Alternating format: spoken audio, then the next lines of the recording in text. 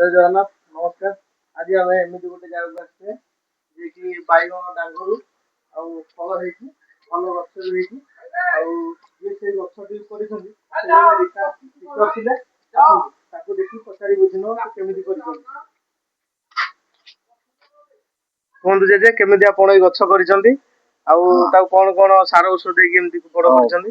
ପୁରୁଣା ଗଛରୁ ପ୍ରାୟ 6 ଇଞ୍ଚ ଡାଙ୍ଗ ଅଗିଲା ଡାଳ କାଟିକି ଆଣି ତାକୁ ଆଲବିରା ରସ ଗୁଳି ଦେଇକି ଆଉ ସାର କମ୍ପୋଷ୍ଟ ବାଲି ମାଟି ଗୋଳେଇକି ସେଥିରେ ଲଗା ହେଲେ 8-10 ଦିନ 15 ଦିନରେ ସେ ପିକ ପକେଇଛି।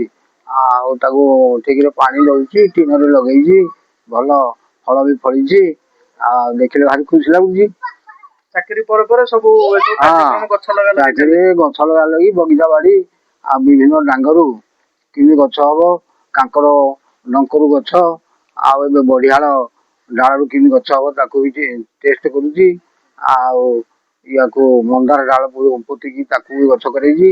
ସବୁ ବୁଲିକି ଆମେ ଦେଖିପାରିବା? ହଁ, ସବୁ ବୁଲିକି ବାଇଗଣ କେତେ ଫଳ ହେଇଛି ଦେଖିବା। ହଁ, ବାଇଗଣ ଫଳ ଦେଖ ଫଳିଛି। ଦେଖନ୍ତୁ ଆମର ଗଛରୁ ବାଇଗଣ ତୋଳା ହେଲା। ଯାଉଠି ତୋଳେ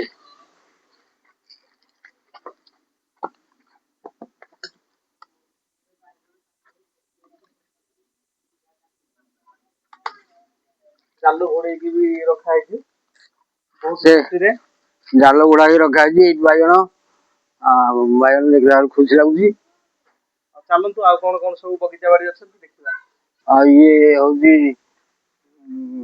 ଏଟା ସବୁ ଗୋଲାପ ଗଛ ସବୁ ଲାଗିଛି। ଏଇ ସବୁ ଗୋଲାପ ଗଛ, ଇଏ କନିଅର ଗଛ, ଆଉ ଇଏ ଗେଣ୍ଡୁ ଗଛ, ଆମ୍ବ ଗଛ, ଆଉ ଇଏ ଗଛ ସ୍ଥଳ ପଦ୍ମ, ମନ୍ଦାର 8-10 ପ୍ରକାର। ଆଉ ଏବେ ଏଠି କଲିମି କରିଛି ଡାଳ।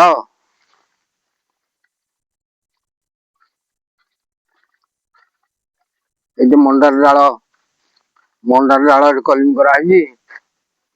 ସବୁ ମଣ୍ଡା ଫୁଲ ଗଛ ବି ଲାଗିଛି। ମଣ୍ଡା ଫୁଲ ଗଛ, ବିଭିନ୍ନ ପ୍ରକାର ଫୁଲ ଗଛ ଲାଗିଛି।